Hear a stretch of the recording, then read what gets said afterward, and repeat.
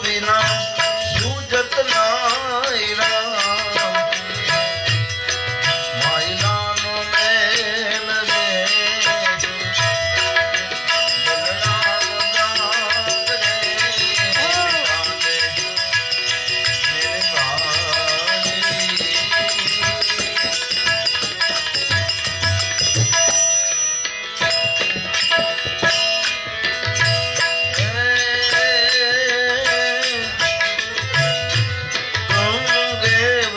દાસીને ગુરુજી સમરથ મળ્યા મારા મનડાની તલબ હે બુજાઈ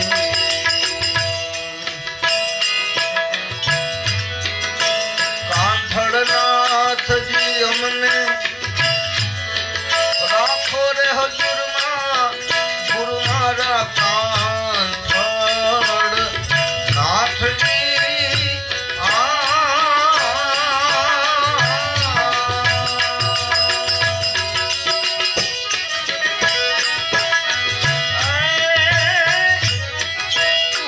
રાખો રે હજુરમાં ગુરુજી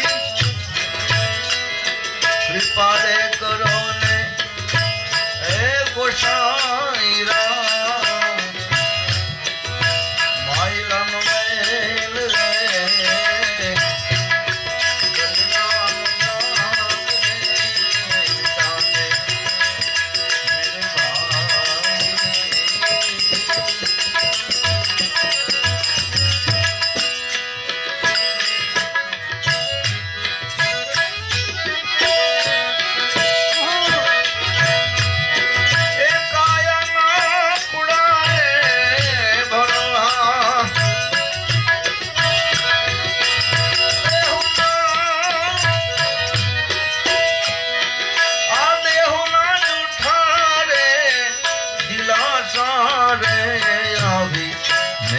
रे हे बोले रे गढ़ में आग रे आवी नैना रे हे बोले रे गढ़ में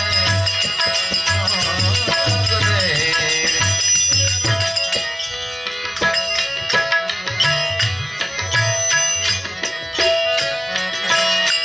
आवी धरती हे खेड़ाऊं राजा राम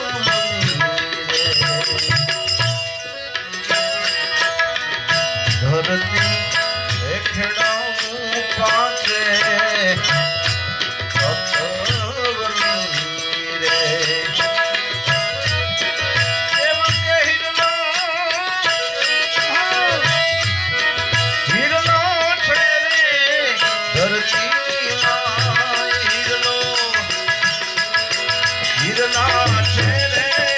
ધરતી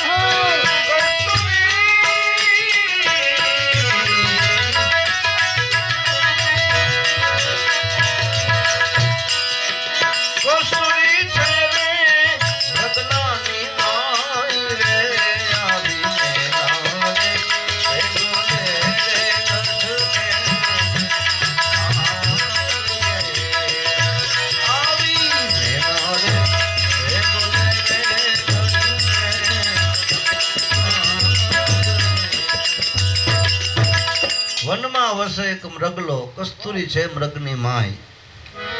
કસ્તુરી નામનું મૃગ, એમાં જ્યારે નાભીમાં એને કસ્તુરી પાકે ને એટલે એવી સુગંધ આવે કે આખા જંગલમાં એની સુગંધ પ્રસરે.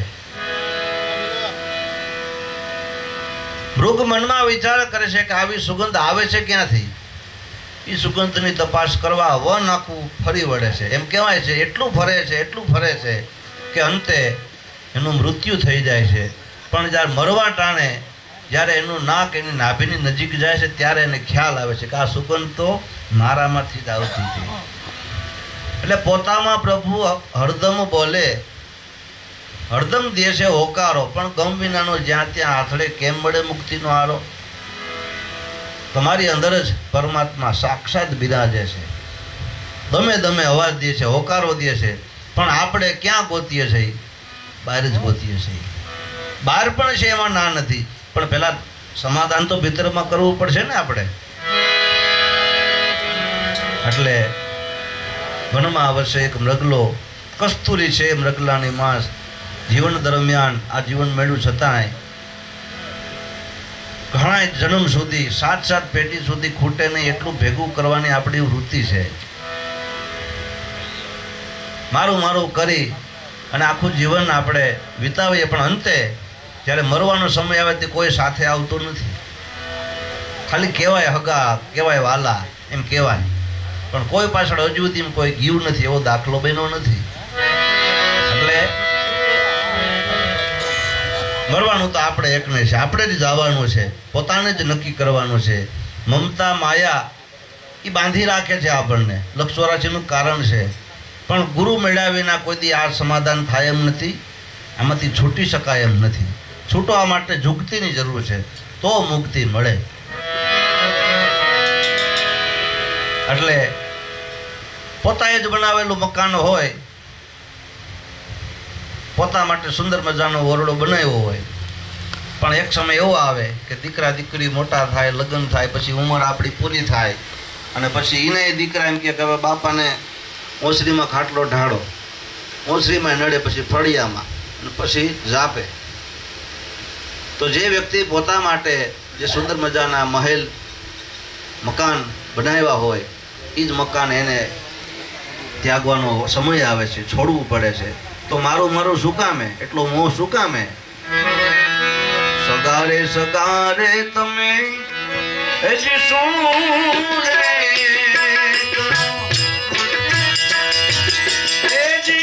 સગા તો વડાવીને પાછા વળશે.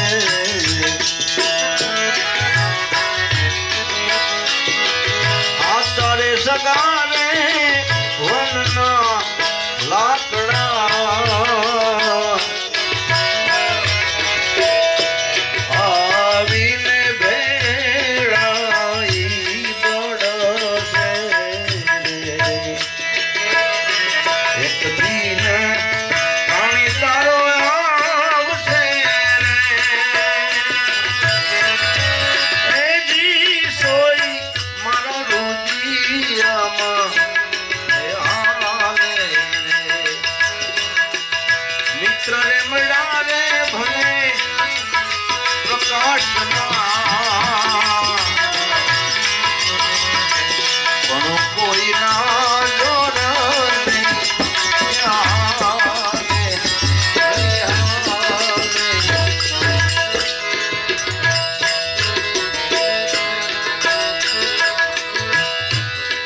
પેલો રે વિષામું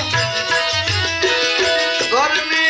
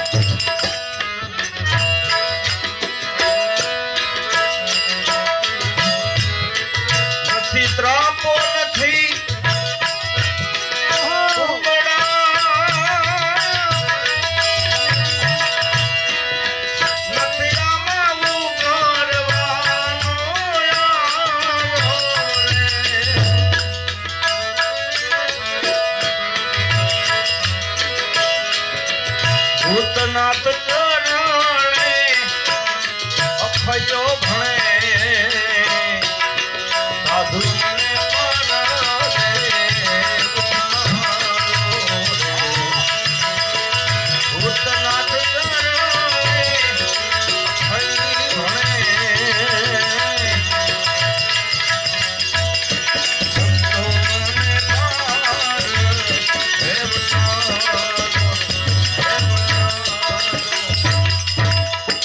સાધુ નથી તુંબડા નથી આમાં ઉગરવાનો આરો હે ભવસાગર પાર તો થાવું છે પણ ઉપાય શું રસ્તો શું રામ નામ કી ઔષધિ ખરી નિત સે ખાય અંગ પીડા વ્યાપે નહીં મહારોગ મટી જાય એમ કહેવાય છે પણ આ ઔષધિનું કોઈ દી આપણે ગ્રહણ કર્યું નહીં રામ કરતા રામ નામમાં એટલી બધી તાકાત છે કે આ ભવસાગરમાંથી પાર થઈ શકાય એમ છે તુલસીદાસ મહાત્મા હાજર નથી એમના એક શિષ્ય હાજર છે વટે માર્ગો પસાર થાય છે સામે કિનારે જવું છે વરસાદ ચાલુ છે અને નદીમાં પૂર આવી ગયું સામે કિનારે જવું છે પણ જવું કેમ તુલસીદાસના શિષ્યને પૂછે છે કે મહાત્માજી મારે સામે કાંઠે જવું છે પણ મને તરતા આવડતું નથી કેમ જાવું બહુ જરૂરી છે તુલસીદાસ મહાત્મા હાજર નથી એમના શિષ્ય હાજર છે એણે એમ કીધું કે મારા ગુરુ મહારાજ એમ કહેતા કે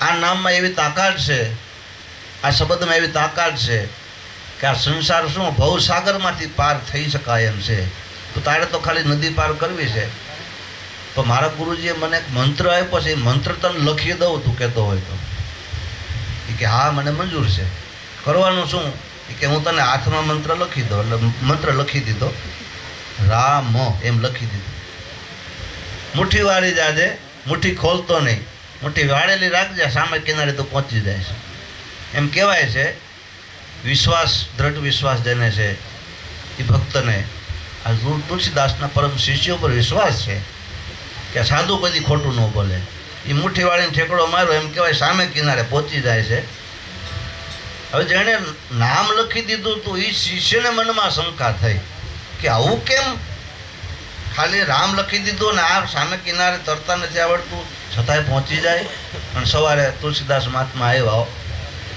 શિષ્ય પૂછે બાપજી મને થોડીક ભ્રમ મનમાં છે શું કે કાલે ઘટના એવી બની કે તમે જે મંત્રની વાત કરતા હતા એ મંત્ર મેં એક ભાઈને લખી દીધો મુઠ્ઠી વાળીને કીધું ઠેકડો મારી જાય સામે કિનારે પહોંચી જાય છે નદી પાર કરવી છે ને અને મેં જોયું મારી નજર સામે કે સામે કિનારે પહોંચી ગયો આવું કેમ બન્યું એટલે તુલસીદાસ મહાત્મા કહે છે કે ભાઈ તે શું લખી દીધું તું એ કે રામ આખે આખા અક્ષર 2 તુલસીદાસ ખીજાય છે કે ભાઈ આખે આખું રામ ન લખી દેવાય કાં કે ખાલી રા લખી દીધું ને તોય નદી પાર થઈ જાત તે તો મ હોતે ભેગો આપી દીધો રામ આખો આપી દીધો હવે તોય ભવસાગરની પાર થઈ જાય ભવસાગર પાર થઈ જાય આ રામ નામનું તાકાત છે એટલે આવા કોઈ સમર્થ ગુરુ મળી જાય તો જીવનમાં વળાંક આવે એમ છે ચટકો લાગે તો થાય આમાં આ ભજન છે ને એ આપણને ભલામણ કરે એમાંથી કોકને ચટકો લાગે ને તો કોક જાગી જાય કોક આમાંથી ગોપીચંદ જાગે કોક ભરતરી જાગે જો આગલો હિસાબ બાકી હોય તો કંઈક જમા પીડ્યું હોય તો નકર તો આપણે આમાં પેઢી વહી ગઈ નજી વહી જવાની છે આમાં ભજન કોઈને લાગ્યું નથી કે જાગ્યું નથી કોકને લાગી જાય એટલે ભજન દ્વારા ભલામણ છે અને ભજન લાગ્યું કોને તો કે જ્યાં દેખાય ત્યાં જમીન મારવું એવો માનનારો સિકંદર બાદશાહ જ્યારે ભારતમાં આવે એક સાધુ સાથે મુલાકાત થઈ જાય ઝૂંપડી નાનકડી એવી વાળેલી સાધુ બેઠા છે અને સિકંદર ઘોડે સવાર થઈને પોતાના સૈન્ય સાથે નીકળે છે સાધુ સામે જોઈને સિકંદરને હસવું આવે છે સિકંદર બાદશાહ કહે છે કે મહારાજ આ ઝૂંપડી બાંધીને આ ભગવા કપડાં પહેર્યા છે ને લંગોટી વાળીને હું આમ આરામ કરીને બેઠા છો જો હું સિકંદર બાદશાહ કેટલા દેશનો રાજા છો મારી સાહેબી જો અને તમે હાવ ભિખારી થઈને પડ્યા છો એટલે સાધુએ સિકંદર બાદશાહને બોલાવે કાંઈ આવો કોણ તમે? તો કે હું સિકંદર બાદશાહ, દેખાઈને જમીન મારી, ભારત સર કરવા આવ્યો છો. હા, કે તમે શું કરવા શું માગો છો? તો કે બસ નજર પડીને જમીન મારી હોવી જોઈએ, મારી હુકુમત હોવી જોઈએ. હા, કે પછી કદાચ તમે ભારત જીતી ગયા, બાજુના કોઈ પણ દેશ તમે જીતી ગયા, પછી છેલ્લે શું કરશો? કે પછી નિરાયત આરામ કરીશ, ખાટલો ઢાળી સિંહાસન ઉપર બેહીને આરામ કરીશ. એટલે સાધુ હસવા માંડ્યા કે એટલો મારકૂટ કરવી ને કેટલા ખૂન ખરાબા કરવા ને એટલા દેશ જીતા પછી તારે આરામ કરવો, એના કરતાં મારી પાસે બેસી જાય ને અત્યારે જ કરી લે. એ તો હું કરું છું ક્યાં બેઠા બેઠા. એમ કહેવાય છે કે એ સિકંદર બાદશાહ જ્યારે મરણ શૈયા ઉપર છેલ્લી ઘડી ગણે છે ત્યારે એની યાદી આવી, આ સાધુનો સત્સંગ યાદ આવ્યો. ગમે એમ કરી સાધુના દર્શન કરાવો. એમ કહેવાય છે ભારતમાંથી આ સાધુને તેડાવ્યા છે અને સાધુ આવ્યા. મરણ શૈયા ઉપર સિકંદર બાદશાહ સૂતા છે. હાથ જોડી અને સિકંદર કહે છે, મહારાજ મને માફ કરો, ઘણું બોલી ગયું હતું તમારી સામે, પણ હવે આ મૃત્યુમાંથી બચી શકાય એનો કોઈ ઉપાય હોય તો કયો. સાધુ કે ભાઈ મૃત્યુના ભયમાંથી કોઈ મુક્ત નથી, કારણ કે જીવન મરણ જસ અબજસ લાભ હાનિ આ 6 વસ્તુ વિધિના હાથમાં છે, બચાવી ન શકે કોઈ. એના સિદ્ધાંતમાં ફેરફાર ન થાય, પણ હા 100% સિકંદર બાદશાહને યુગો સુધી કોઈ ભૂલે નહીં એવું તારું નામ અમર કરી દો, એ મને આવડે. કઈ રીતે? તો કે અત્યાર સુધી તમે એટલા દેશ જીતા, મોટું રજવાડું સિકંદર તમે કહેવાઓ, પણ હવે તમે વિચાર કરીને કહો શું સાથે આવવાનું છે? કાંઈ તમારું ખરું? તો કે મારું કાંઈ નહીં, ગમે એટલું મેળવવા છતાં એ તો મૂકીને જવાનું જ છે. તો કે હા. તો સમાજને બતાવી દીધો કે એટલું બધું ભેગું કરવા છતાં જો સિકંદર બાદશાહ ખાલી હાથે જાય છે અને ધન ભંડાર અન્ન ભંડાર આ સમાજને લૂંટાવી દો, એનું છે એને આપી દો, પરમારથ કરી નાખો. એમ કહેવાય છે કે સિકંદરે જાહેરાત કરી છે કે મારું મૃત્યુ થાય પછી મારો જનાજો નીકળે ને એ જનાજામાં નનામીમાં મારા 2 હાથ ખુલ્લા રખાવી દો. મારે સમાજને બતાવવું છે કે સિકંદર બાદશાહને એટલું ભેગું કરવા છતાંય જો આ મરણ શૈયાએ નનામીમાં ખાલી હાથે મુઠ્ઠી ખાલી લઈ અને પછી જાય છે. સિકંદર જેવો બાદશાહને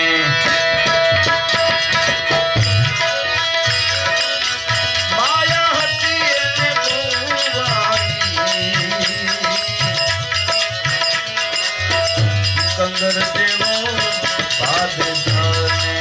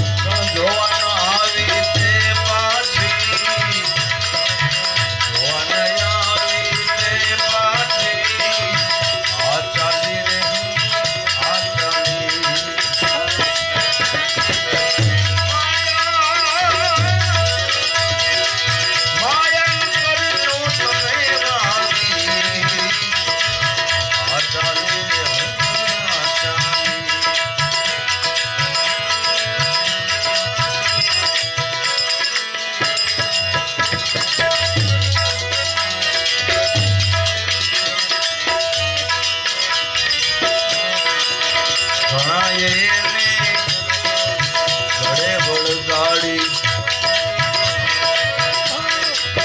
એ ઘણાએ જમીનમાં દાટી રે ઘણાએ એને ઘડે વળગાડી એ ઘણાએ જમીનમાં દાટી રે એ ઘણાએ શિરના આજે મઢાવી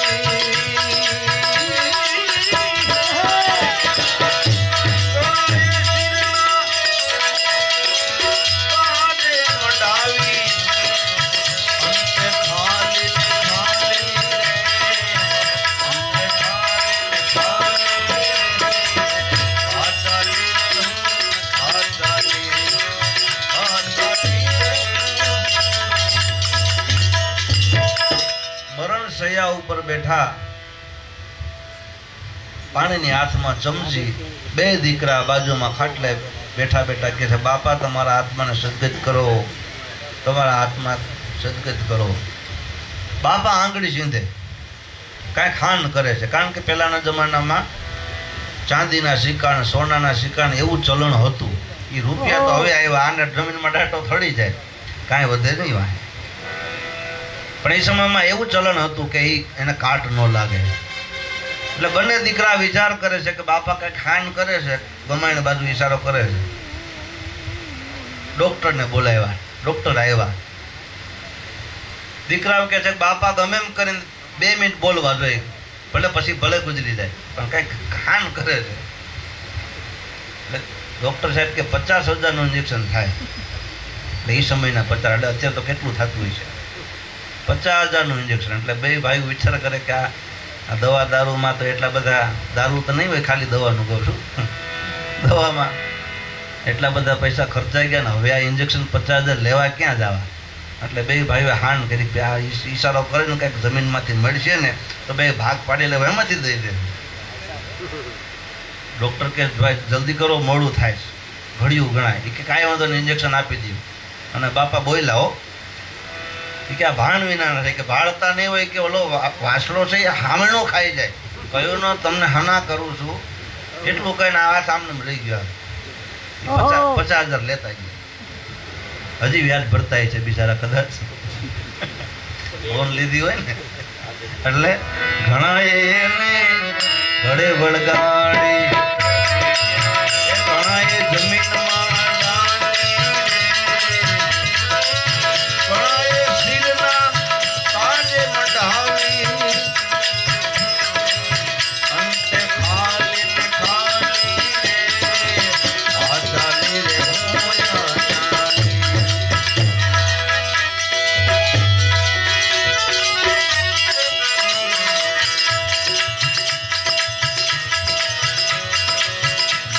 માયા કરતા અને કહાયલા ગયા એ માયા ન થઈ ગયા મુવાલી રે માયા ન થઈ ગયા મુવાલી રે સાહેબ ખાન કહે સાહેબ સમરો આ સાહેબ ખાન એટલે અકબર સાહેબના અકબર રાજાના 9 રત્ન હતા એમાંના રહીમ ખાના સાહેબ જે દાન કરતા આંખું વીચને દાન કરતા ખાના સાહેબ એ રહીમ ખાન કહે છે સાહેબ ખાન કહે સાહેબ સમરો અંતે તરવાની રે બારી આ ચાલી રે આ ચાલી માયા ન ચલી જોત મેરાની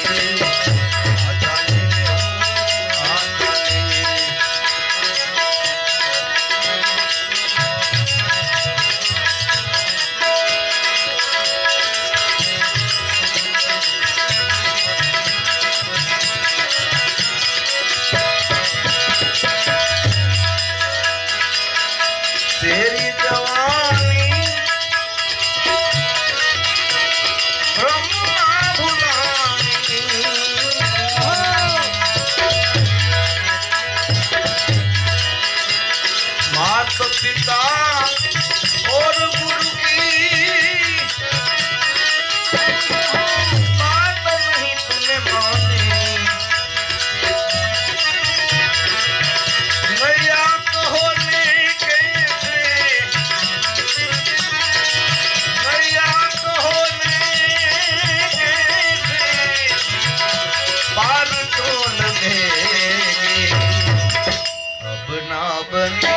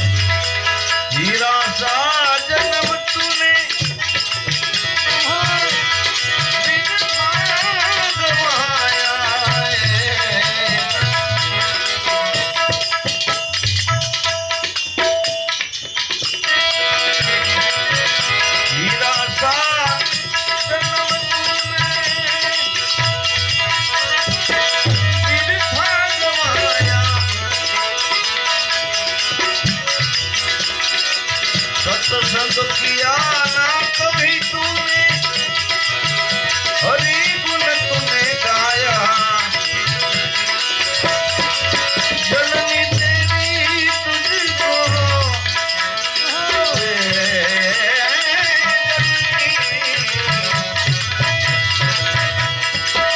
जननी तेरी तुझको फिर ना जमे, अब ना बने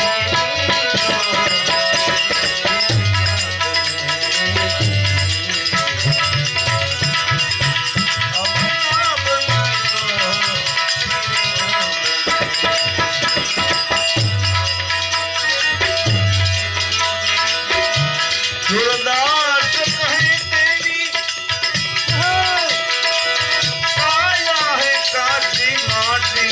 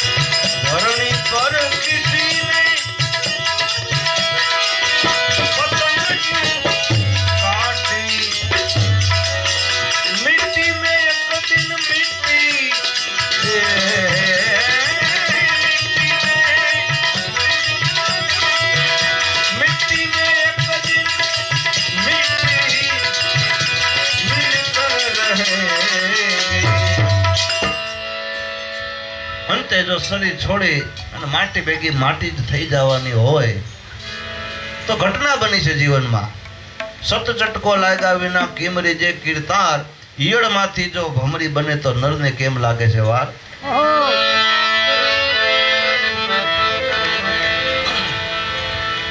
ઈયળમાંથી ભમરી બની જાય શું કામે? ઈયળ જ્યારે ભમરી ઈયળને જ્યારે પકડે ત્યારે ઈયળ હોય ને એ ભમરીની સામે થાય, સામે ડંખ મારવાની કોશિશ કરે, એને એ ભમરી ઉપાડી લે અને પોતાના દરમાં લઈ જાય અને એમ કરતા સેવતા સેવતા એક સમય એવો આવે કે ઈયળમાંથી ભમરી બની જાય છે. ભજન કરતા કરતા સત્સંગ કરતા કરતા આ પ્રભુત્વને પામી શકાય એમ છે. પણ કોઈ એવો સમર્થ પુરુષ મળે તો, જીવનમાં કોઈ એવી ઘટના બને, ચટકો લાગે તો વૈરાગ આવે. મહાણીઓ વૈરાગ આમાં ન હાલે, કારણ કે શમશાનમાં ગયા હોય ને એ બધા એવી જ વાતો કરતા હોય કે કોઈ કોઈનું નથી ને કાંઈ ભેગું લઈ જવાનું નથી ને આપણે વયું જવાનું, એમ બધા વાતો કરતા હોય કે હવે માવા મૂકી દેવાનું તમાકુ બધું એમ કહેતા હોય. પણ ઘેર આવીને સ્નાન કરી લે ને ત્યાં પાછું એ બધું પકડી બગાહું જેવું હોય. બગાહું હોય ને એ ચોઈટી હોય ને એ જ્યારે ઢોર હોય ને એ માંદડામાં પડે ને એટલે ઉડી જાય, કાંઠે બેસી જાય. પણ જેવી નાઈન બારી નીકળે પાણીમાંથી એટલે પાછી ચોટી જાય, માયા લાગી જાય. એટલે પૂર્વનો કોઈ યોગ આપણો હોય, ભજન આનંદી આત્મા હોય, શરીર છોડ્યું હોય અને બીજા જન્મમાં ભજન જાગે એવું બને. આ નવનાથની વાત કરીએ જોગીરાવની, તો ગોપીચંદ ભરતરી એના પૂર્વના યોગ હતા, એનું ભજન બોલતું હતું એટલે એને ચટકો લાગે. બાકી ગમે એટલા મેણા મારો ને આમાં ભજન ન લાગે એટલે ન જ લાગે. હિસાબ કિતાબ હોય પૂર્વજન્મનો તો જ ભજન લાગે. તો ભજન કેમ લાગે? ઘટના બની છે. બાલુડો એ જોગી રે નાવા બેઠો રે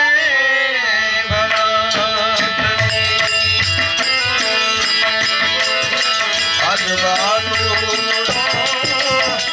જોગી નાવા બેઠો રે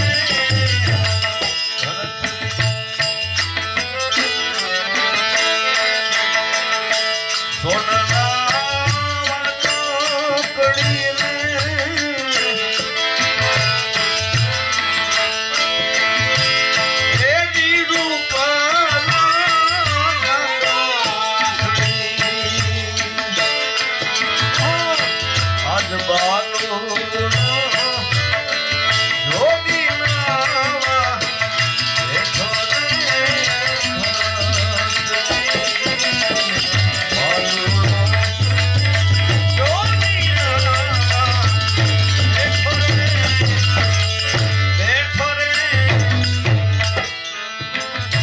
હરખાય તો જવો કોણના વાટર કરીને રૂપલા કાંગજડી 92 લાખ માળવાનો રાજા, અને આપણે 12 નો એક રૂમ હોય ને તોય માથાકૂટ કરતા હોય, દિવાલ હાટું બાંધતા હોય, 1 વીઘા હાટું બાંધતા હોય.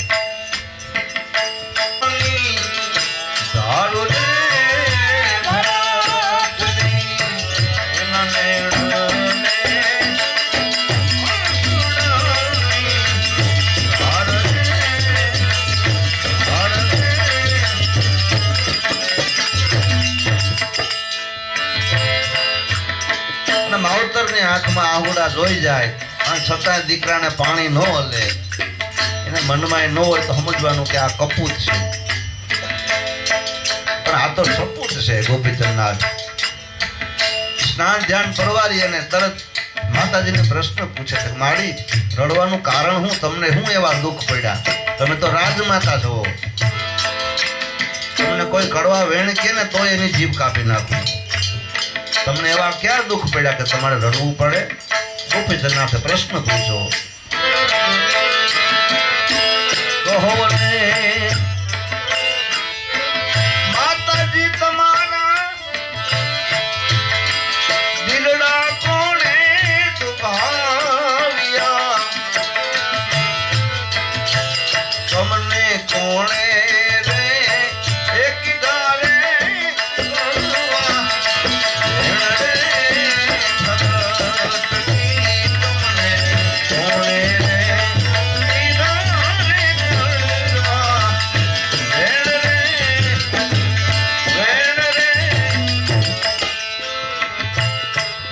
જવાબ આપે છે, નથી રે બેટા મને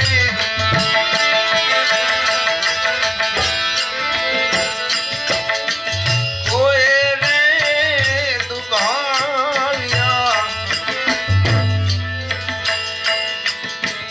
નથી રે એકતા રે રડવા.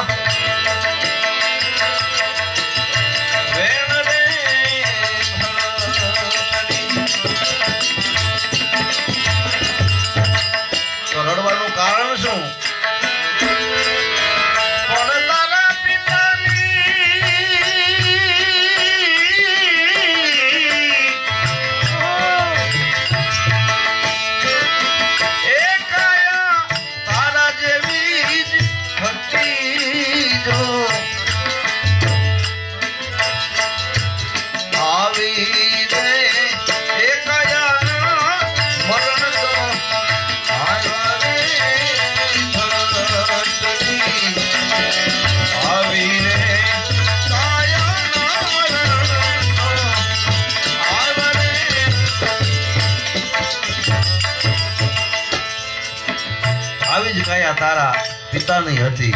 હા, દીકરા અંતે રાખમાં રોડાઈ ગઈ મારી નજરની સામે. તો કેવા શું માંગો? બેટા તારું શરીર પણ રાખમાં રોડાઈ જશે. તો શું કરવું જોઈએ બોલો ને? અને પછી હવે પ્રશ્ન કરે છે ગોપીચંદનાથ કે મારે શું કરવું જોઈએ? પણ માતાજી ત્યાં સુધી આ નથી પાડતા જ્યાં સુધી પોતાને મનમાં સંકલ્પ જે ઉઠ્યો છે એ જ્યાં સુધી વાત ન કરે ગોપીચંદ ત્યાં સુધી માતાજી હાર નથી પાડતા.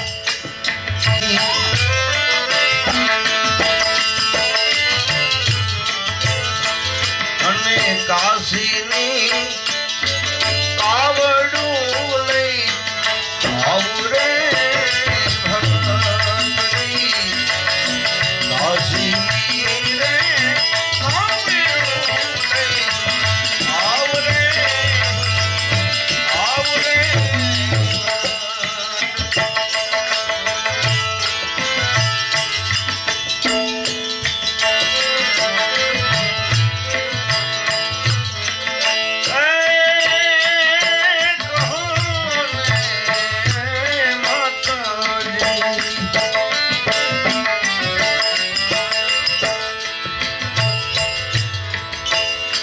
ગોપીચંદનાથ રાજા ભરતરીના સગા ભાણિયા છે.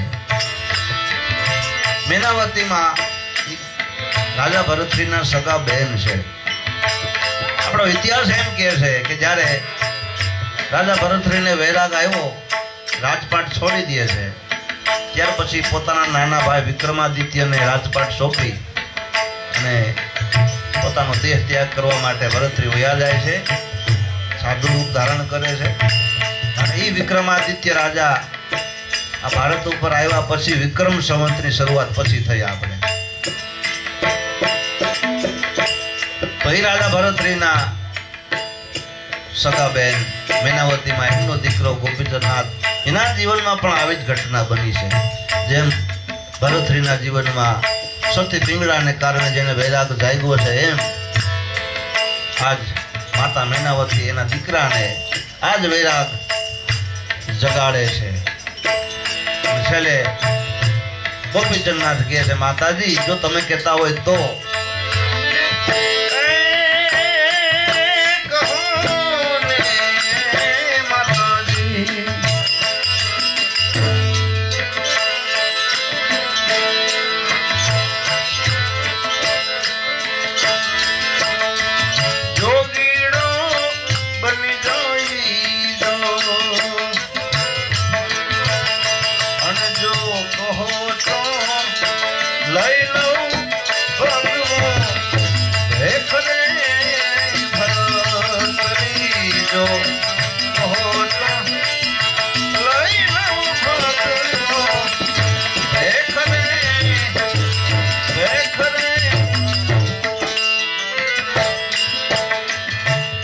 મેનાવતીમાં વિચાર કરે છે કે કદાચ મારું મન રાખવા માટે ગોપીચંદ એમ કહેતો હોય કે જો તમે કહેતા હોય સાધુ બની જાઓ. આ મહાણીઓ વૈરાગ છે, સાચું બોલે છે કે ખાલી મારું મન રાખવા માટે કહે છે? એટલે મેનાવતીમાં ના પડે કે ના બેટા એવું કંઈ આપણે સાધુ બની જવું નથી, દેખ ધારણ નથી કરવું, હજી વાર છે. સાચી વાત છે, સાધુ બની જવું જોઈએ અને પૂરું મળી જાય તો ભવસાગર પાર થઈ જવાય. પણ હજી વાર છે બેટા. 12 વર્ષ રાજપાટ ભોગવી લે પછી 13મે વર્ષે વિચાર કરીશું આપણે. આ એમની પરીક્ષા છે દીકરાની. શું કહે છે માતાજી?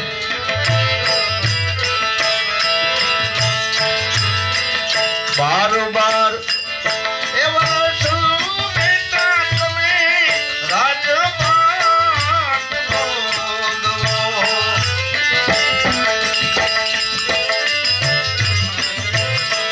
પછી 13મે વરહેલે ખરે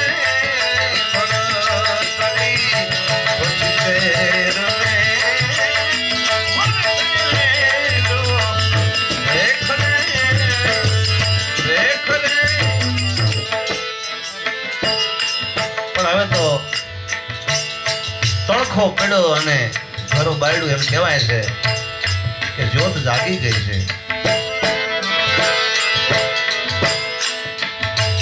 તેમ રવિ સાહેબને ભાણ બાપા મળી ગયા, કણખો પેડો અને આખું ઘર બાળી નાખ્યું. સમજણ આવી અને અજ્ઞાનતા બાળી નાખી. એમ જ્યોત જાગી ગઈ છે અને માને જવાબ આપે છે. ગોપીચંદ શું કહે છે? ઘડી પલ કી ખબર નહીં,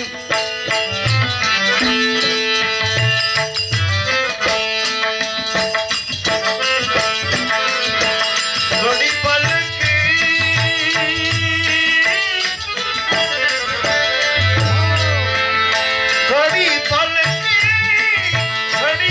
की खबर नहीं, और करे कल की बात जीव माथे जमड़ा फिरे तेतर जेम तेतर अरबाज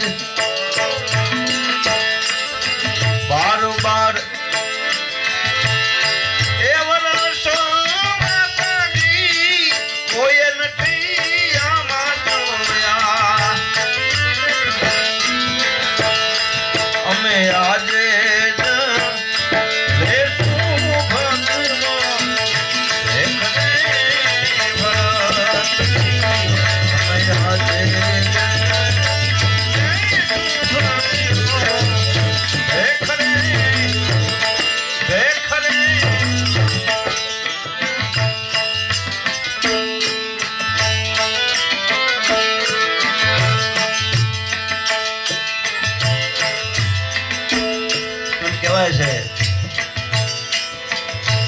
ગોપીચંદનાથ ભગવો ભેગ ધારણ કરી નવનાથ જોગીની જમાત આવી છે.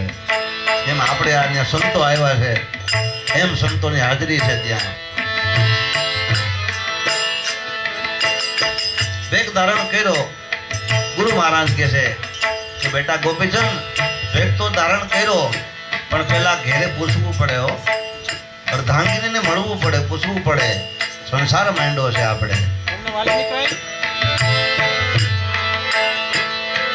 જેમ ભરતશ્રી સતી પિંગલા આગળ પહેલી ભિક્ષા લેવા માટે જાય છે, એવી જ ઘટના આજે ગોપીચંદના જીવનમાં બની અને સતી લોમાવતી આગળ જાય અને પહેલી ભિક્ષા માંગવા માટે જાય છે. ભિક્ષા રે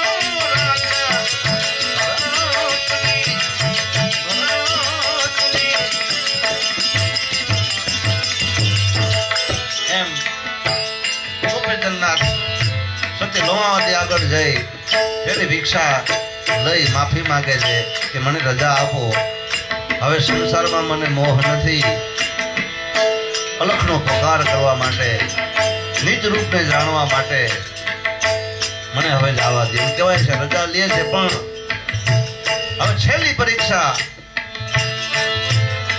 મીનાવતી કહે છે કે બેટા ભેગ ધારણ કર્યો છે, અમે રજા આપીએ છીએ, મંજૂર છે અમને બધું, એમાં ના નથી, પણ આ ભેગ ધારણ કર્યો એ બેનને ખબર નથી, તારા બેનને આ ખબર નથી, એટલે ફરતા ફરતા ભૂલે ચૂકેથી બેનના ગામમાં નો જાતો ભાઈ, નકર બેન આ દ્રશ્ય નહીં જોઈ હવે.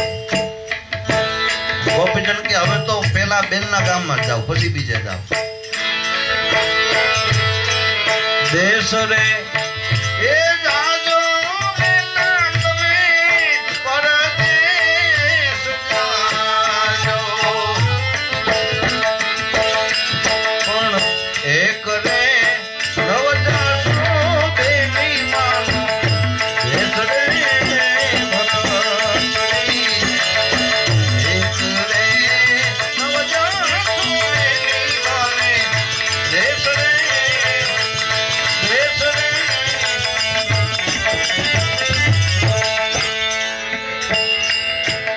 ગોપીચંદનાથ કહે છે દેશ રે એ જોયા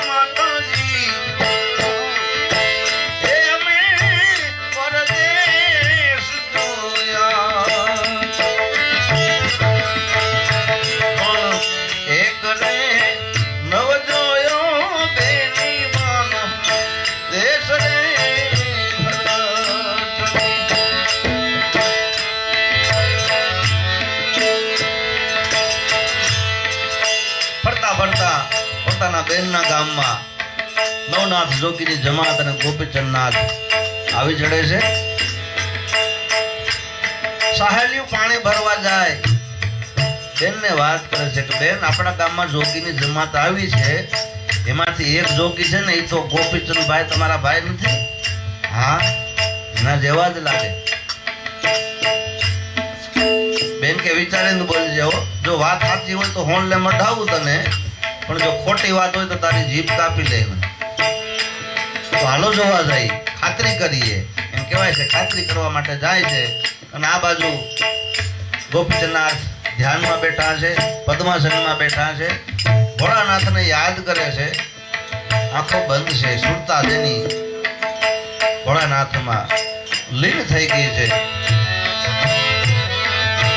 શંભુ શરણે પડી મગુ ઘડીએ ઘડી કષ્ટ તાપો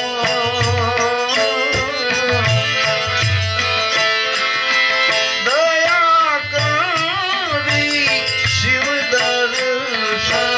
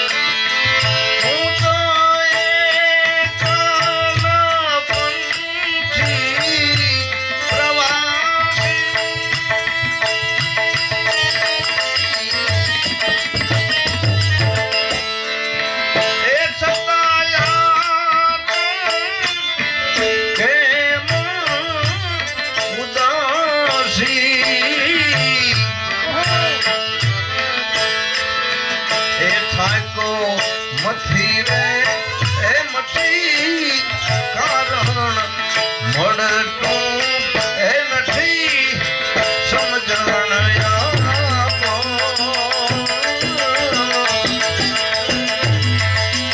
દયા કરી ભોળા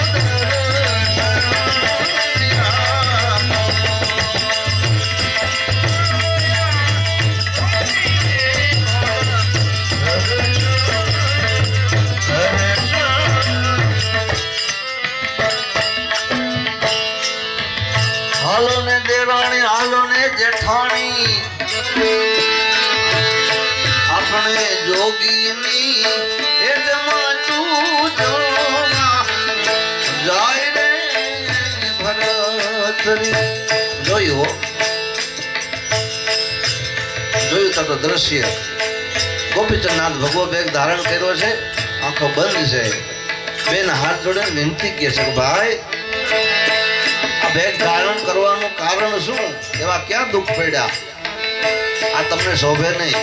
92 લાખ મારવાનો રાજા, રજવાડું કોણ સંભાળશે? બેન વિનંતી કરે, કહો ને એવી રાત તમને પાછું રાજપાટ આપું.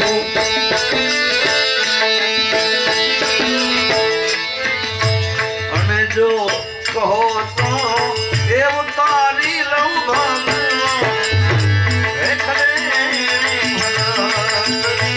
જો કહો તો એવું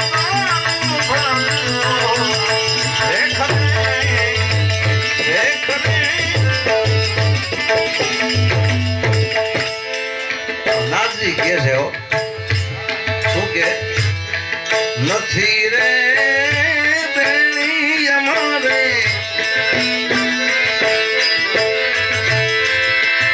એ પાછા રાજુ કાટ જોતા.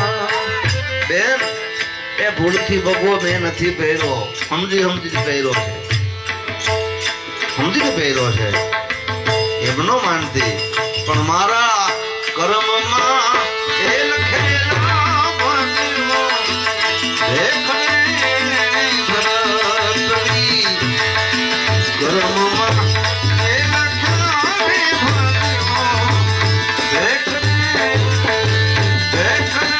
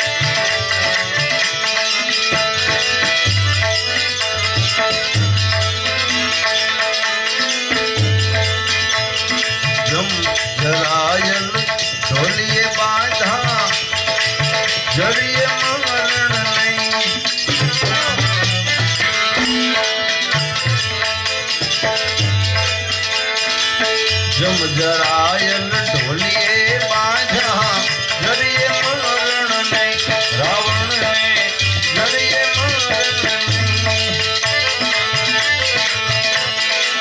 દસ માથાને જેને વીસ ભુજાવા,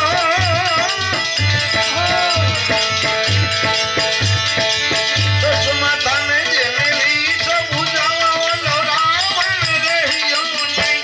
આટડીએ દેવા જય ભાઈ,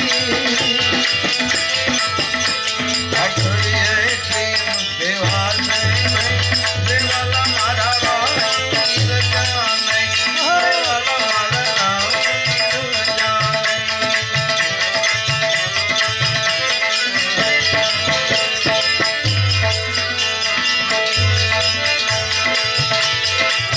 ઊંચી મેળીને અજબ જરૂખા સુખમાં રહ્યો છું, હે ભાઈ તું તો સુખમાં રહ્યો છું.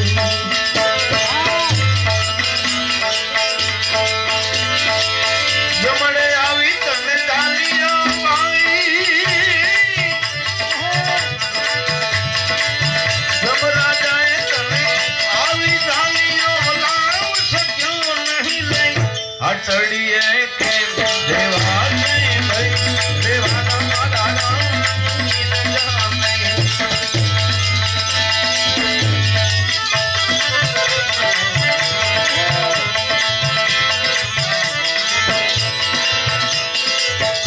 તો શું કરવું જોઈએ?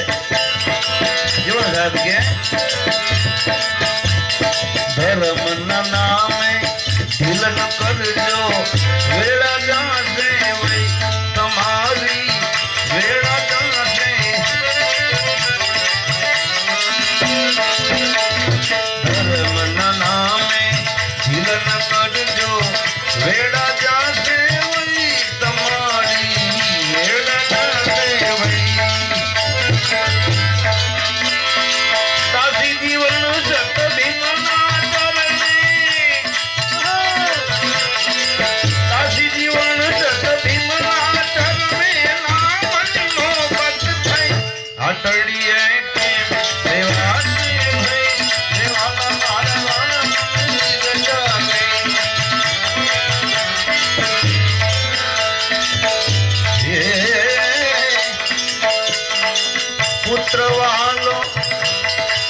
પત્ની વાલી સ્વાર્થમાં ગુલતાન છે.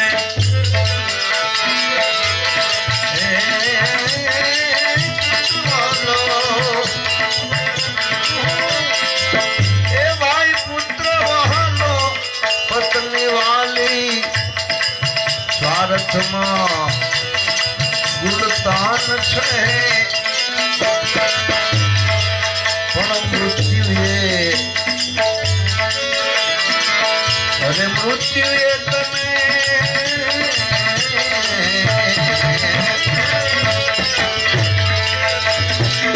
અરે મૃત્યુએ તને આવી પછાડો પછી મસ્તી બધી મટવાની.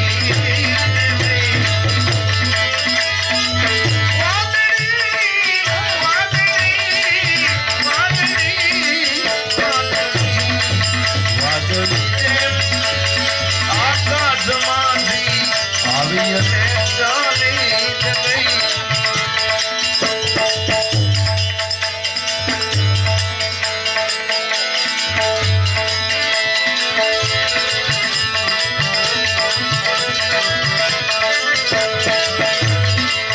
નેનો જાખા થઈ ગયા મુખતણી લાલી જઈ. આવી જરા જુવાની હાથ તાળી રે વાદળી વાદળી જેમ આકાશમાંથી આવી અને ચાલી જ ગઈ.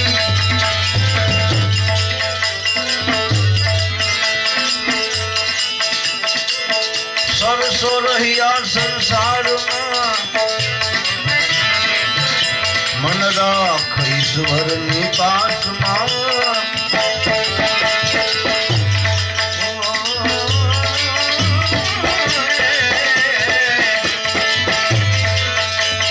સરસો રહીને આ સંસારમાં એ મન તું રાખ ઈશ્વરની પાસમાં. દાસ સતાર કહે સમજી જુઓ ઉધાર છે વિશ્વાસમાં. નહીં તર તમે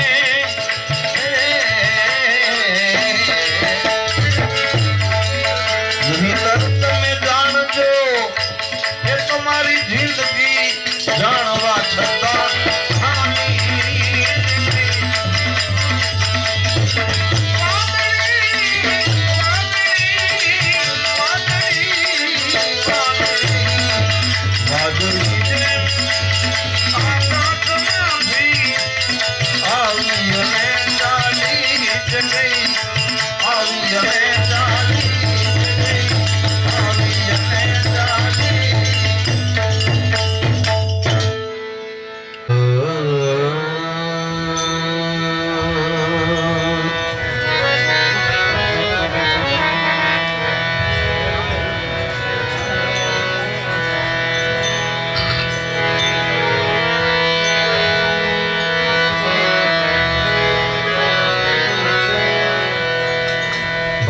કહે ભટકીશમાં મથી લે મનની માય. ઠીક કરીને બેહી જાતો કરવું ઘટે નહીં કાંઈ.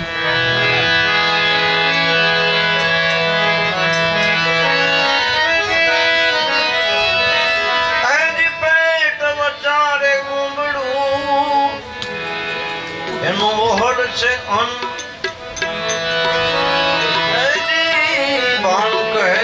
ભર્યું રેવે તો મોજ માણે મન. મન કા કયા નક્કી ત્યાં મન તો જ્યાં ત્યાં લઈ જાય.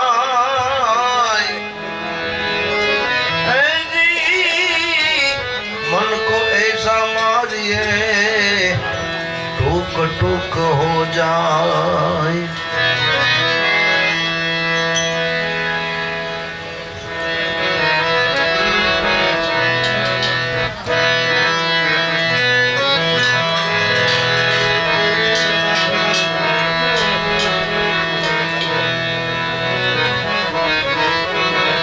છેલ્લા ડચકાનો ખેલ. સંતો એમ કે છે જ્યારે શરીર છૂટે ને છેલ્લો શ્વાસ હોય અને જીવની સુરતા જ્યાં રોકાય ને ત્યાં એનો વાસ થાય, જ્યાં એની ઈચ્છા જાય ને ત્યાંનો વાસ થાય. સંતો એમ કે છે. તો ઘણા એમ કે છે કે આખી જિંદગી પાપ કર્મ કરવાનું, છેલ્લે રામ નામ લઈ લેવાનું એટલે કે મોક્ષ મળી જાય. એમ ન હોય. શું કામ? કારણ કે ભગવાન એટલા દયાળુ છે અને હોશિયાર પણ છે કે જ્યારે પ્રાણ છૂટે ને એટલે આપણી સ્મૃતિઓની ભ્રંશ કરાવી દે, બધી ભૂલાવી દે. આપણે ઓળખીએ નહીં સામે આમ કોણ છે, ખાન ન આવે. તો આ નામની ઓળખાણ, વ્યક્તિની ઓળખાણ હોવી જાય તો રામ નામ ક્યાંથી આવડે? ન આવે. એટલે તો આખી જિંદગી જેણે માળા ફેરવી હોય અને માળા કરતા કરતા સૌજી બાપા જેવા કોક હોય ને ઈ જાય, એ ભજન પાકેલું હોય ને તો જ ભરતભાઈ એવું થાય. નકર તો છે ને સ્મૃતિ ભ્રંશ થઈ જાય, ઓળખે નહીં, પછી રામ નામ ક્યાંથી આવડે? એટલે છેલ્લો ડચકો છે ને, છેલ્લો શ્વાસ બહુ કિંમતી છે શરીરમાં. જીવન તમારું ગમે એવું ગયું હોય એનો હિસાબ નથી, પણ છેલ્લે હિસાબ ન્યા આવે છે. છેલ્લા ડચકાનો ખેલ. આ છેલ્લા ડચકામાં કોણે કોણે ભૂલ કરી એના જીવન દરમિયાન, એનું આ ભજન છે. એને જીતવો એ મુશ્કેલ, જો તમે છેલ્લા ડચકાનો ખેલ જાણી લેજો. છેલ્લા ડચકાનો ખેલ.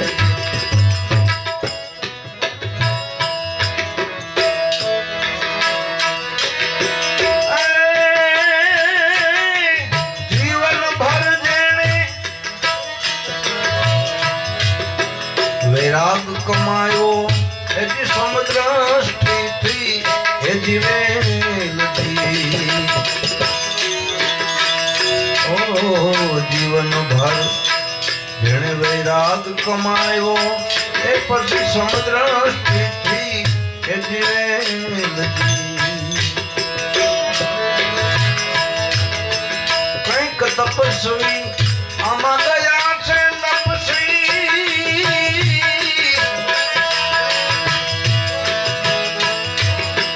કંઈક તપસ્વી એજી ગયા છે તપસ્વી. એજી સુરતા બોરમાં ગયેલ એજી છેલ્લા ડચકાનો ખેલ. છેલ્લા ડચકાનો ખેલ જાણવું મુશ્કેલ. એજી છેલ્લા ડચકાનો ખેલ. જો તમે છેલ્લા ડચકાનો ખેલ.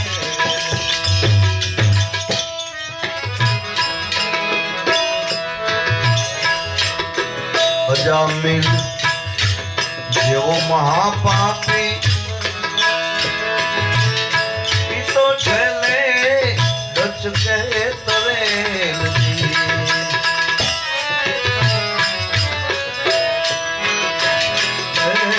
અજામિલ જેવો મહાપાપી ઈ તો છેલ્લે ડચકે તરેલજી. આમાં જડ ભરત જેવા એ ભૂલા પડ્યા.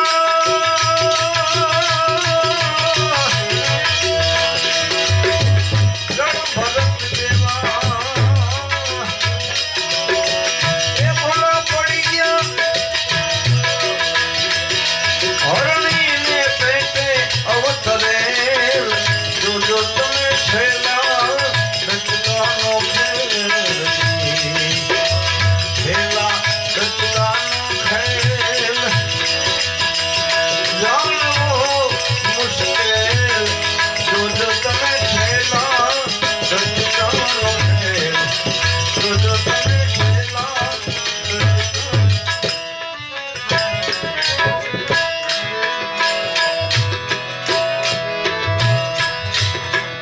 એકલ સિંગી જેવા મહાઋષિ ઈ તો તત્વમસી એ ભણેલજી.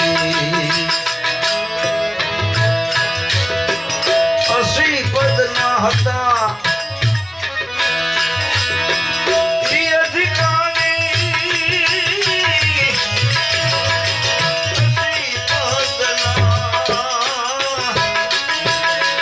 હતા અધિકારી એવાની મતી એ ફરે જોજો તમે છેલા સચકાનો ખેલ છેલા શ્વાસનો ખેલ જીત લો મુશ્કેલ જોજો તમે છેલા સચકાનો ખેલ જોજો તમે છેલા સચકાનો ખેલ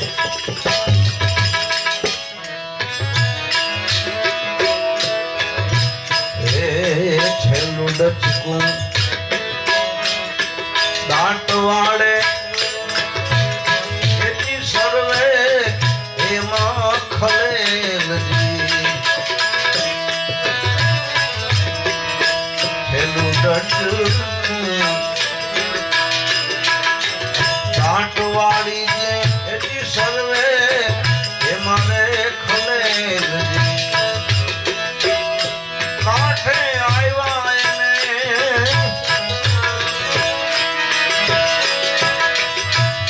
એ ઊંધું વાળી દે એ જ ગુરુથી સુરતા ચૂકેલ જોજો તમે છેલા સચકાનો ખેલ છેલા સચકાનો ખેલ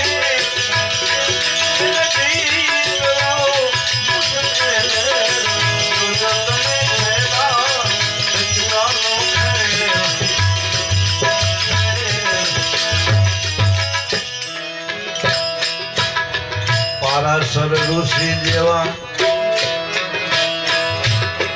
મહાઋષિ એ તો મત્સ્યગંધામાં એ મોહેલજી મુકુંદ કબીર કહે એ ગુરુ શ્વાસ વિતાડે મુકુંદ કબીર કહે ગુરુ અણી વિતાડે માણેક ધ્યાન ધરે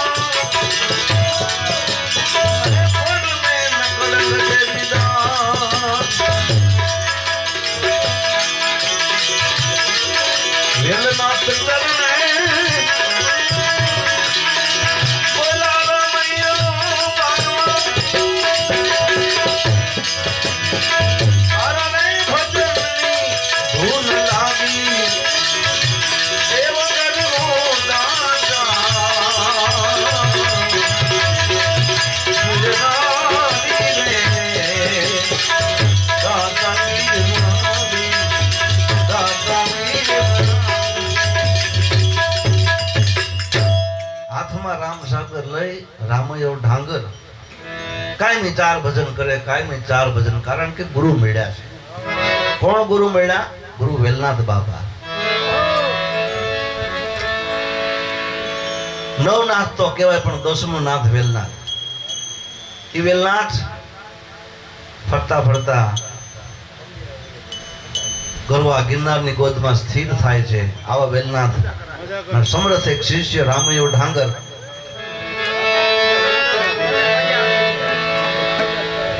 ઘટના બની છે જીવનમાં. રામૈયો ઢાંગર ભૂવો છે, માતાજીનો ભૂવો. કોઈ પણ જોગાનું જોગ, એમનો એકનો એક દીકરો ને સાપ ડસી જાય, મૃત્યુને શરણ થાય, એ દીકરાને જગાડવા માટે ધૂણે છે, બકરાની બલી દે છે. લગભગ 4-5 બકરા તો એને બલી ચડાવી દીધી, પણ દીકરો હજીવન થતો નથી.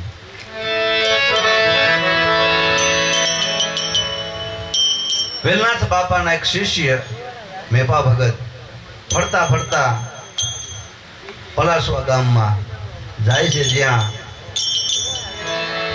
રામૈયો ઢાંગર, આમ તો ભગત કહેવાય, પણ ભુવાન ભગતમાં ફેર હોય, બાળકોને ખ્યાલ ન હોય. ભગતે કીધું રાત વાસો કરવો છે, ક્યાં રોકાવું? કે અમારે રામ ભગત કરીને છે અહીંયા, તમે ત્યાં રોકાઈ જાઓ ને. એ રામૈયા ઢાંગરને આંગણે જ્યારે ભગત જાય છે તો ઘટના બની કે ત્યાં બકરાની બલી ચડાવાય છે. 4-5 બકરાની બલી ચડાવી દીધી, પણ દીકરો હજીવન થાય નહીં. મેં બેપા ભગતે જોયું કે આ છોકરાએ મને આ અવળી જગ્યાએ મને ભણાવી દીધો છે. આ ભગત નથી, પણ આ તો ભારાડી છે. એટલે ભગત ને ખાટલો ઢાળી દેવામાં આવ્યો. ઓસરીમાં ખાટલો ઢાળેલો છે અને એક બાજુ બકરાના માથા પીડ્યા છે, અને અંદર રૂમની અંદર રામૈયો ઢાંગર ધૂણે છે, પણ મારી જવાબ દે અને દીકરો બેઠો થાય નહીં. મેપા ભગતને વિચાર આવ્યો કે અંદર જાવ દે ને તપાસ કરવા દે. તપાસ કરી રામૈયાને કહે છે, ભાઈ આ ધૂણવાનું કારણ શું? કે માળીને હું જગાડું છું. એ માળી જાગ, મારા એકના દીકરાને બેઠો કર્યો. તો બેઠો થયો? તો કે નહીં. કેટલા માથા વાઢ્યા? તો કે 5. કે એ કોકના દીકરા હતા, એ કોકના બચલા હતા. એને રડવું નહીં આવે, એને રુદન નહીં થાય, એનું તને કઈ દુઃખ નથી. તારા દીકરાને હજીવન કરવા તે 5 બીજા માથા વાળી નાખ્યા, એનું હું? માળી ક્યાંથી જવાબ દે? રામૈયો ઢાંગર રડવા માંડે છે કે બાપા જે હોય, પણ મારે દીકરો હજીવન થાય એવું કંઈક કરો. કે તારો દીકરો 100% હજીવન થાય, હાલ મારે ભેગો. માથા વાટે એમનો બેઠો થાય. માતાજી જવાબ નથી દેતી, નો દે તને. માથા વાટે એટલે નો દે. હાલ મારી ભેગો લઈ લે, એમ કહેવાય છે. ખંભે મારી રામૈયો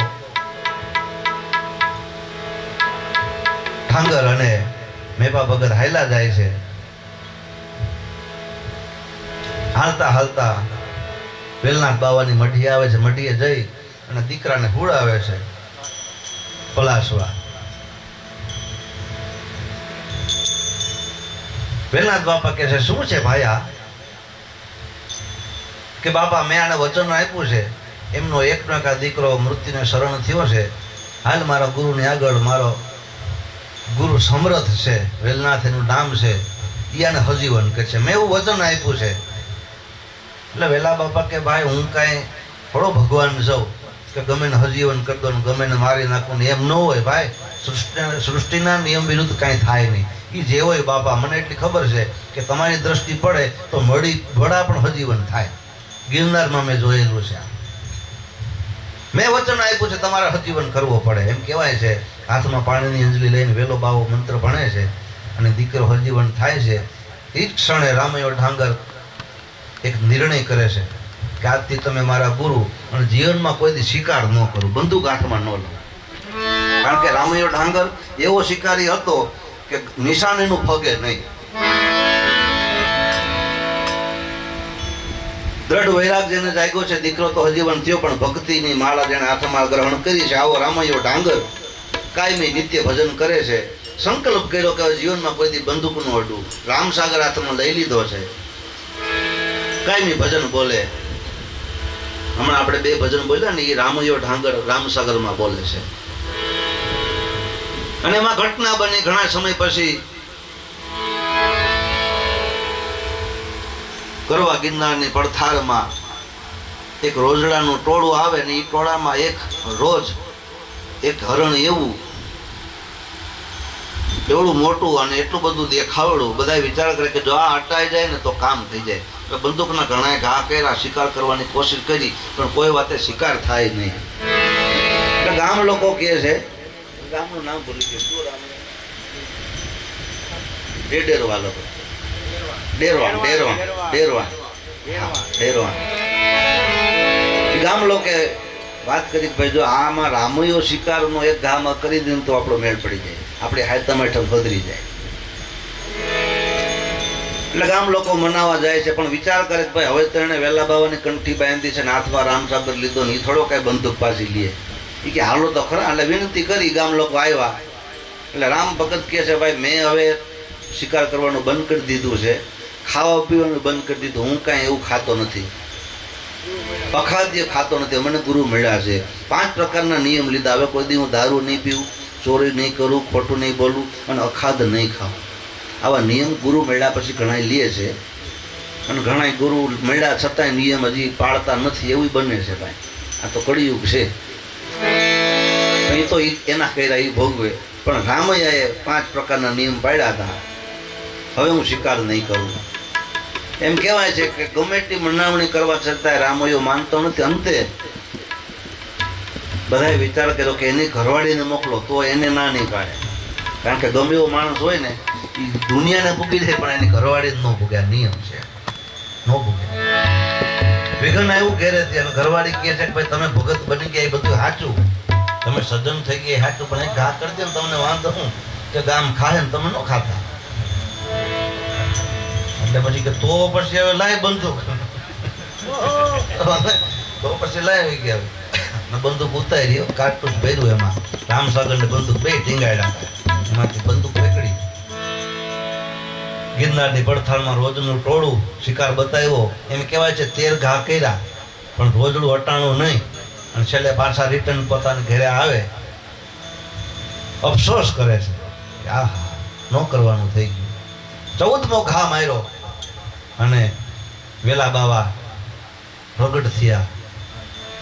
રામૈયાને ખીજાય છે, બેટા તારી સાધના તે ધૂળમાં રોડી નાખી છે, તને ભક્તિ આપી હતી, માળા આપી હતી, રામસાગર આપ્યો તો તને આ કરવાની તો તે સંકલ્પ લીધો હતો કે આજ પછી શિકાર નહીં કરું, આજ પછી તું મને મોઢું બતાવતો નહીં, તું મારો શિષ્ય નથી. એમ કરીને અદૃશ્ય થઈ જાય. મનમાં બહુ અફસોસ થાય છે રામૈયાને.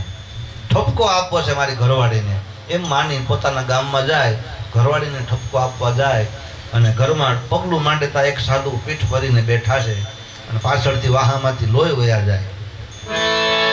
રામૈયો કહે છે બાપજી, સાધુ મહારાજ તમારી પાછળ એટલું બધું લોહી વયું જાય, તમને કાંઈ અસર નથી, તમે કોણ છો? મોઢું ફેરવું ને તો વેલો બાવો. રામૈયો કહે છે બાપજી ગુરુ મહારાજ તમને આ લોહી વયું જાય, આ ગોળી મારનાર કોણ? આ બંદૂકના ઘા છે. આ તો પેલના તો બાપાએ 13 ગોળી હાથમાં ગણીને દીધી કે આ 13 ઘા તે માર્યા. કે પણ મેં કેવી રીતે માર્યા? હું તો જે આવેલો આવું અહીંયા કે ગિરનારની પડથાળમાં રોજડાને ઘા માર્યા હતા. કે ઈ તો રોજડું હતું, એ રોજડું નહોતું, હું હતો. એ 13 ગોળી દીધી અને એમ કીધું આજ પછી હવે મને મોઢું બતાવતો નહીં, તું મારો શિષ્ય નહીં. એમ કરી અને વેલા બાવા અદૃશ્ય થઈ જાય છે. અફસોસમાં દિવસો વિતાવે છે, ભજન કરે છે મઢીએ. અને એમ કહેવાય છે કે જ્યારે વેલા બાવા ગિરનારનો આપણો ગિરનાર દરવાજો જે કહેવાય ને અત્યારે ગેટ બનાવેલો છે, ત્યાં ગિરનાર દરવાજે વેલા બાવા બેઠા હોય અને જે સોનાપરીનું શમશાન છે ને, સોનાપરીનું ત્યાં શમશાને કોઈ મળાને લઈ જતા હોય ને એમાં વેલા બાવાની નજર પડી જાય ને તો એ મળું હજીવન થઈ જાય. એવી ઘટના બનેલી. એટલે એ સમયના જે સંતો સાધુ હતા એ બધાએ વિચાર કરે કે આ જો આ મળા હજીવન કરતો હોય ને તો એને રહેવા ન દેવાય, આપણું બહુ નહીં હાલે, એટલે એને અહીંથી કાઢો. એવો વિચાર કરીને સંતો બધા ચીપિયાને લઈને પાછળ દોડે છે. અને વેલા બાબાએ વિચાર કર્યો કે હવે બધાને મારી સિદ્ધિની ખબર પડી ગઈ છે, હવે મારે આ સંસારમાં રહેવાય નહીં. અને દોટ મેલી અને ગિરનારમાં જાય છે અને ભૈરવ જપની શિલા નીચે પહોંચે એટલે ગિરનારને કહે છે કે મન વચન કર્મથી જો તારી ભક્તિ કરી હોય તો મને જગ્યા દઈ દે. અને જગ્યા દીધી હમાઈ જાય છે ત્યાં સમાધિ પાછળ. જશોમતીમાં અહીંયા એ પણ હમાઈ જાય છે અને ઓઢણી આવી જાય છે. એટલે વેલા બાવા ભલામણ કરે છે કે સતી તારી ભક્તિ ને મારી ભક્તિમાં એટલો ફેર છે, તારી ઓઢણી હજી આવી ગઈ. એટલે જશોમાં કે એવું નથી, પણ તમે સેંજળિયા શાખાના પટેલ શાખાના જે શેરગઢમાં રોટલા ખાધા ને એનું આ પ્રમાણ છે કે વર્ષમાં એક વખત અહીંયા આવી અને જો આ 4 ભજન ગાશે તો આ વીરડામાં આ વરહનો વર્તારો હું વીરડામાં બતાવી દઈ. એનું પ્રમાણ આપવા માટે ઓઢણી મેં રાખી છે બહાર. વેલા બાવા અને જસોમતી મૈયા જ્યારે સમાધિમાં સમાઈ જાય અને આ બાજુ રામૈયાને ખ્યાલ નથી, એ તો ગુરુ મહારાજનું ભજન કરે છે કાંઈ દિવસો પછી દિવસો પસાર થાય. એ હાકર ટોપલું લઈને ભક્તો જ્યારે રામૈયાને મળે છે, રામૈયાને કહે છે કે તું જે ગુરુ મહારાજના ભજન બોલશો, જેનું સ્મરણ કરશો, એને સમાધિ લઈ લીધી. રામૈયો કે હોય જ નહીં, મારા ગુરુ મને કીધા વગર મળ્યા વગર થોડા જાય. અરે વયા ગયા, હાલે હાકર ટોપરું જાય એનો પ્રસાદ. ભેરો જપની શિલા નીચે એને સમાધિ લીધી. એ અફસોસમાં હાથમાં મજીરું અને રામસાગર બે રહી જાય છે, દોટ મેલી છે. અને ગિરનારની પડથાળમાં ભૈરવ જપની શિલા નીચે જ્યાં વેલા બાવા સમાણા હતા, એ સમાધિએ જઈ અને રામૈયો ભજન, આ છેલ્લું ભજન બોલે છે, ગુરુ વિરહમાં.